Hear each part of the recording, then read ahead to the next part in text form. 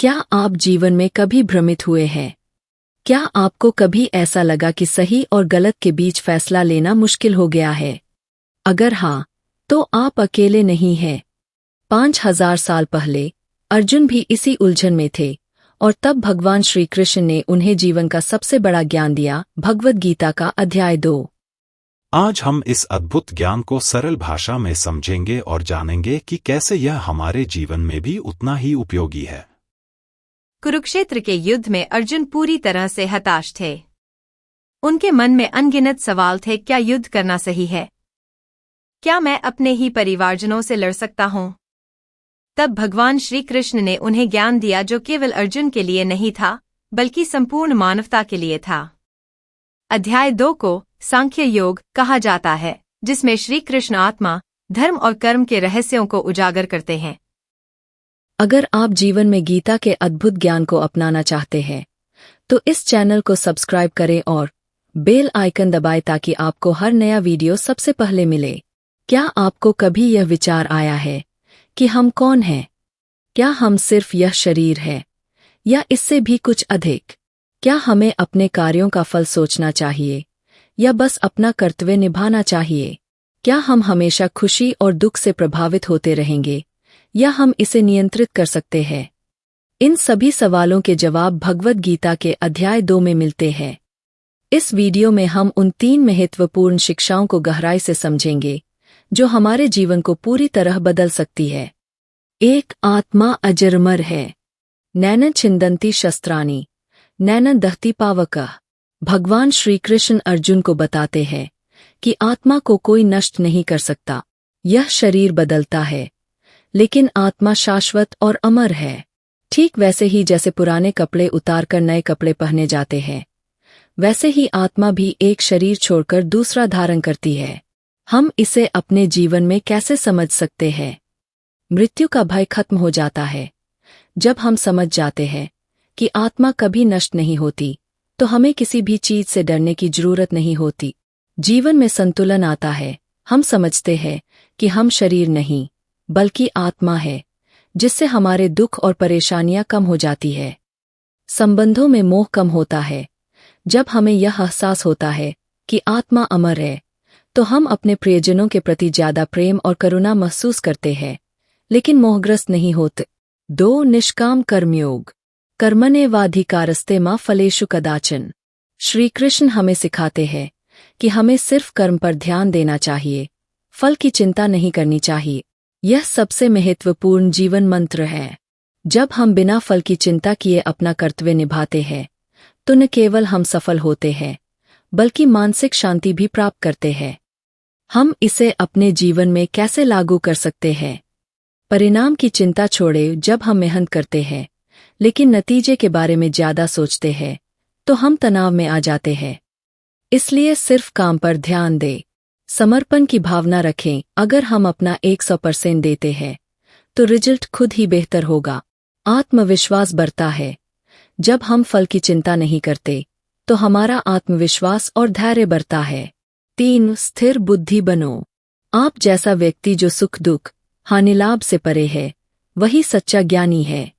श्री कृष्ण हमें सिखाते हैं कि सच्चा ज्ञानी वही है जो सुख दुख और हानि लाभ से ऊपर उठकर जीता है।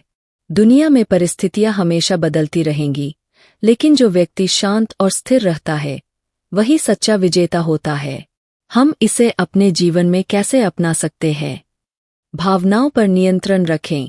हर परिस्थिति में संतुलित रहे। खुशी में बहुत उत्साहित न हो और दुख में हताश न हो। ध्यान और आत्मचिंतन करें। नियमित ध्यान करने से मन स्थिर होता है और परेशानियां कम लगती है। लक्ष्य पर ध्यान दें। जब हम अपने जीवन के लक्ष्य पर केंद्रित होते हैं, तो छोटी छोटी बातों से प्रभावित नहीं होते। निष्कर्ष और जीवन के लिए संदेश। तो हमने आज क्या सीखा? हम आत्मा है, यह शरीर नहीं। आत्मा अजरमर है और नष्ट नहीं हो सकती। हमें फल की चिंता नहीं करनी चाहिए, बस अपना कर्तव्य निभाना चाहिए। स्थिर बुद्धि से जीवन जीना चाहिए। सुख दुख के पार जाकर जीना ही असली ज्ञान है। अब सवाल उठता है, हम इस ज्ञान को अपने जीवन में कैसे लागू करें? भगवद गीता सिर्फ एक धार्मिक ग्रंथ नहीं है, बल्कि यह मानव जीवन के हर पहलू को समझने की एक कुंजी है। गीता का ज्ञान हमें सिखाता है कि तनाव से मुक्त कैसे रहें, सही निर्णय कैसे ले और जीवन में सफलता कैसे प्राप्त करें। आज हम 3 महत्वपूर्ण बातों को समझेंगे जो हमारे जीवन को पूरी तरह बदल सकती है। तनाव मुक्त जीवन, कार्य पर ध्यान और निष्काम कर्म, मानसिक शांति और स्थिर बुद्धि। एक तनाव मुक्त जीवन, आत्मा अमर है तो भय क्यों?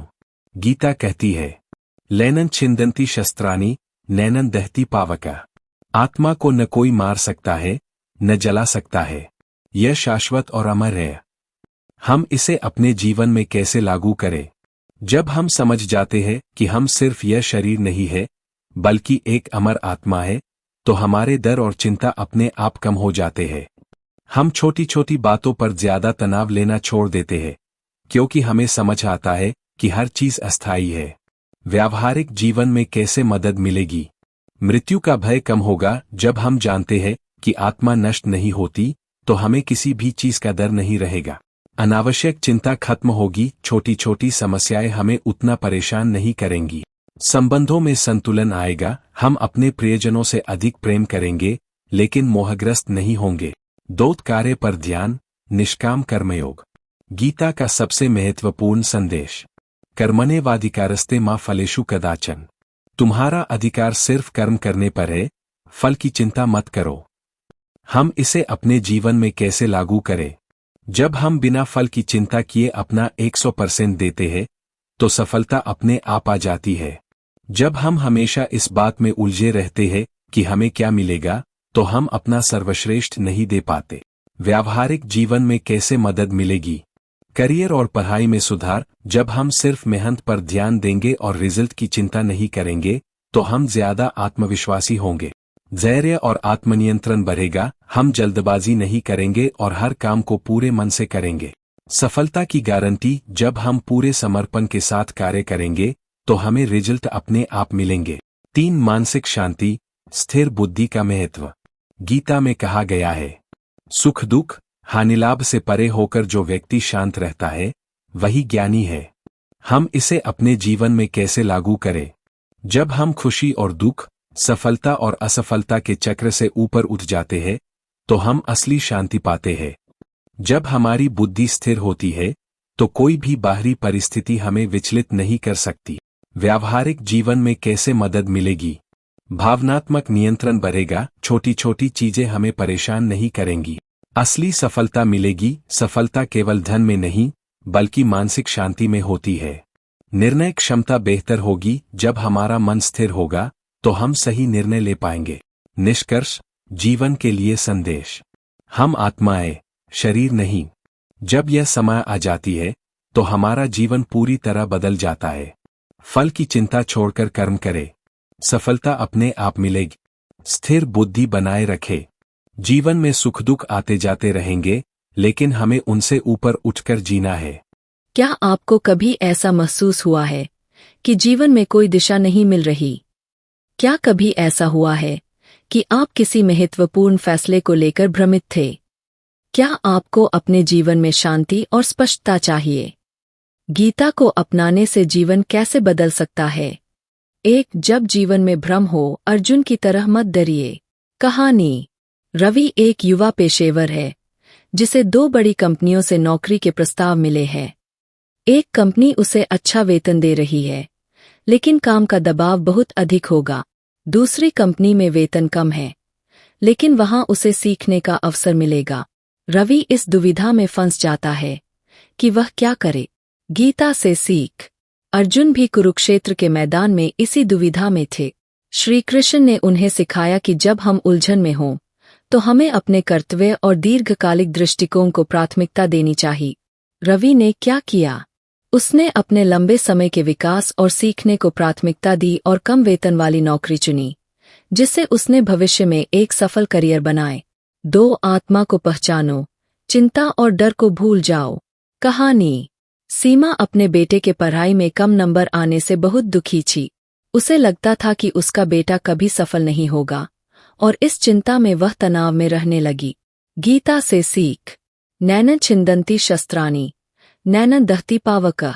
आत्मा को न कोई मार सकता है, न जला सकता है। यह शाश्वत और अमर है। अगर हम समझ ले कि आत्मा अमर है, तो हमें किसी भी हार, दुख या विफलता से डरने की जरूरत नहीं होगी। सीमा ने क्या किया? उसने गीता से प्रेरणा ली और अपने बेटे को आत्मविश्वास से प्रोत्साहित किए। धीरे धीरे उसका बेटा सफल हुआ और सीमा को यह समझ में आया कि कोई भी स्थिति स्थायी नहीं होती। 3 निष्काम कर्मयोग। सिर्फ कर्म पर ध्यान दो, फल की चिंता मत करो। कहानी। रोहन एक युवा क्रिकेटर था जो हर मैच में केवल रन बनाने की चिंता करता था। जब वह ज्यादा रन नहीं बना पाता था तो वह हताश हो जाता और आत्मविश्वास खो बैठता। गीता से सीख। कर्मण्येवाधिकारस्ते मा फलेषु कदाचन। तुम्हारा अधिकार केवल कर्म करने पर है, फल की चिंता मत करो। अगर हम बिना किसी अपेक्षा के मेहनत करें तो सफलता स्वतः ही आएगी। रोहन ने क्या किया? उसने फैसला किया कि वह अब सिर्फ अपनी प्रैक्टिस और टेक्निक सुधारने पर ध्यान देगा। नतीजा। कुछ महीनों में उसका प्रदर्शन बेहतरीन हो गया और वह अपने राज्य की टीम में चयनित हो गए। 4 स्थिर बुद्धियों। सुख दुख से ऊपर उठो। कहानी। नेहा एक बिजनेसमैन थी जिसने बड़ी मेहनत से अपना बिजनेस खड़ा किया था, लेकिन अचानक बाजार में मंदी आ गई और उसे भारी नुकसान हुआ। वह पूरी तरह से निराश हो गई और बिजनेस बंद करने की सोचने लगी। गीता से सीख। सुख दुख, हानिलाभ से परे होकर जो व्यक्ति शांत रहता है वही ज्ञानी है। सफल लोग वही होते हैं जो मुश्किल समय में भी शांत रहते हैं और सही निर्णय लेते हैं।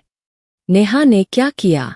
उसने गीता से प्रेरणा ली और स्थिति का विश्लेषण करके नए अवसर खोजने पर ध्यान दिए। कुछ महीनों में उसका बिजनेस फिर से चलने लगा और उसने अपनी मानसिक स्थिरता को बनाए रखा। प्रेरणादायक निष्कर्ष। भगवद गीता केवल एक धार्मिक ग्रंथ नहीं है, यह जीवन जीने की एक कला है। अगर हम अध्याय 2 के ज्ञान को अपनाते हैं तो हमारी सोच बदलेगी, हमारे जीवन में धैर्य और शांति आएगी, हम हर परिस्थिति में संतुलित और खुश रह पाएंगे। अगर आपको यह वीडियो पसंद आया तो लाइक करें और कमेंट में बताएं कि गीता का कौन सा उपदेश आपको सबसे ज्यादा प्रेरित करता है। अपने दोस्तों और परिवार के साथ शेयर करें ताकि वे भी इस अद्भुत ज्ञान का लाभ उठा सके।